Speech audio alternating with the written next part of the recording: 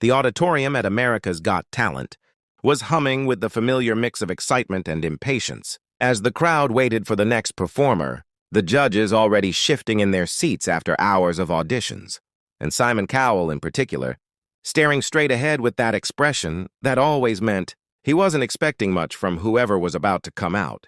Backstage, a quiet 17-year-old Filipino boy named Rafael Santos slowly rubbed his palms against his jeans, trying to steady his breathing as the stage manager waved him forward.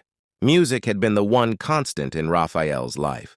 Ever since he was old enough to understand that the world outside, his family's tiny rented home in Kansas City, didn't offer many certainties. His father had worked as a tricycle driver, sometimes coming home with barely enough for dinner, and his mother had taken small jobs cleaning houses, both of them doing everything they could to support their son's dream. Even when it felt impossible, Rafael had fallen in love with Elvis Presley, not through fancy speakers or expensive headphones, but through an old radio his father kept by the window. And whenever the station played an Elvis song, Rafael would sit cross-legged on the floor memorizing every note. Every breath, every way, Elvis shaped a word. He wasn't trying to imitate him. He just felt connected to him. Like Elvis' voice understood something about longing, hope, and struggle that matched everything Rafael's family had ever known. He never imagined he would one day fly to America, let alone stand backstage on the biggest talent show in the world. But his mother had insisted, telling him that sometimes God opens one door for people who never had any, and you have to walk through it, even if your legs are shaking now. As he stepped into the blinding light of the AGT stage, the entire room fell silent. Rafael looked much younger than his age, wearing a simple white shirt, black pants, and his late grandfather's old leather jacket that had been carefully tucked in a suitcase. All the way from Manila, Heidi smiled warmly at him. Sophia tilted her head curiously, how he adjusted his microphone, and Simon simply stared, unreadable as always.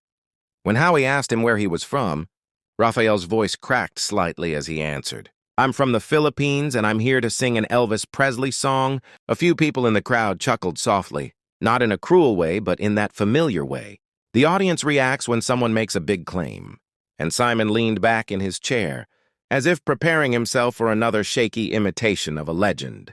Too big to mimic, but Rafael didn't flinch. He closed his eyes, remembering every sacrifice that had brought him to this moment, and nodded toward the booth for the music to begin. The opening guitar of "Can't Help Falling in Love" echoed through the arena soft at first, and the second Rafael opened, his mouth the entire room transformed.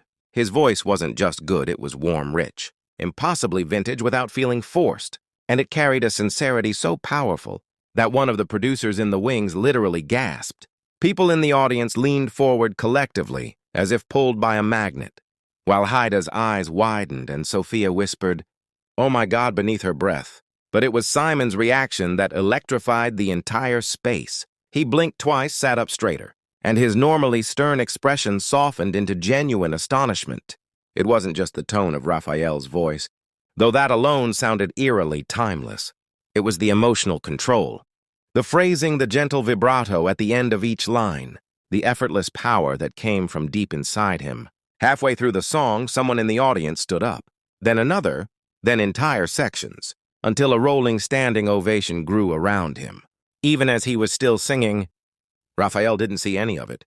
He kept his eyes half closed, feeling the music, feeling his father's hand on his shoulder the day he first sang to him, feeling the tremble of the old radio back home, and the memory of his mother, humming quietly whenever she cooked dinner late at night. He reached the final verse with a surge of emotion that made the hairs on every arm in the building stand upright, and by the time he whispered the last, "I can't help falling in love with you," the theater erupted. People shouted. Some screamed, a few wiped their eyes. The judges stared in disbelief. Heidi placed a hand over her chest. Sophia mouthed wow toward Howie, but Simon Cowell looked like he had just felt the floor tilt beneath him. He rubbed his forehead, shook his head, and even let out a tiny laugh of disbelief, the kind he only makes when someone completely destroys his expectations.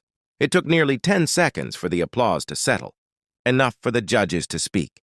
When they did, Heidi began first, telling Rafael that his voice sounded like a breath of nostalgia, wrapped in something brand new, something that didn't mimic Elvis, but honored him while still being uniquely Raphael. Sophia followed, saying that she could listen to him sing for hours, and that she felt like she had just watched the birth of a star. Howie praised his calmness and control, saying that most young singers try too hard when they cover Elvis. But Raphael sang with sincerity and soul instead of ego.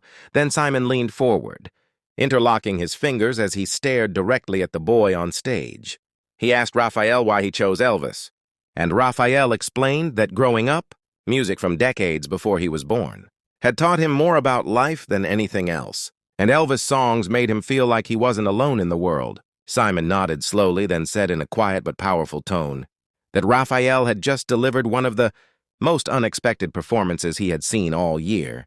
He said that from the moment Raphael opened his mouth, something shifted in the atmosphere, and that the authenticity in his voice hit him so hard, he felt like he nearly fell backward in his chair. The audience roared in agreement. Simon then said something that stunned even the other judges. "You didn't just sing that song, you lived it, and that is what makes a true artist." Before the crowd had time to process his words, Simon stood up, placed his hand on the golden buzzer, and slammed it with such force that the entire room exploded into sound.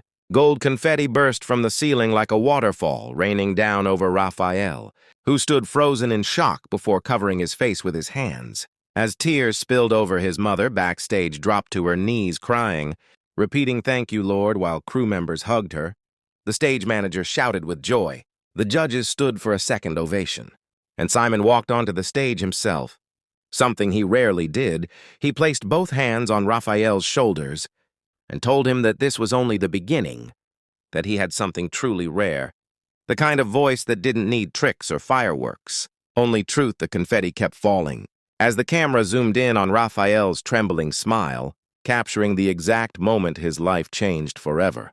What the television audience didn't see was the moment afterward, when Raphael walked backstage into his mother's arms, sobbing from relief and joy, hugging her so tightly she could barely breathe. He kept saying, "Ma, we made it." And she kept telling him that she always knew he could do it, that his voice was a gift meant to be shared. Crew members lined up to shake his hand, some wiping tears, others telling him that his audition was one of the most powerful moments they hadn't seen in years. News outlets picked up the clip within minutes, posting titles like "Filipino teen sounds like a modern-day Elvis," and "Simon Cowell nearly falls out of chair after shocking performance." And within hours, Raphael's audition had already gone viral across social media platforms, gathering millions of views before the episode even finished airing.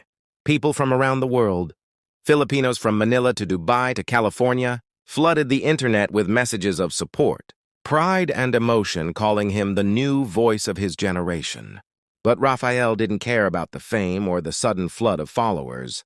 What mattered most was that after years of uncertainty, sacrifice, and dreams that felt too big for the walls of their tiny home, in Quezon City he had taken one step onto a stage thousands of miles away and sung his truth so honestly that the entire world felt it. And as he walked outside that night into the cool Los Angeles air, still wearing his grandfather's old jacket and still brushing confetti from his hair, he finally realized something. Sometimes the world doesn't give you a path. You create one with the courage to stand in front of strangers and share a piece of your soul. And that is exactly what he did.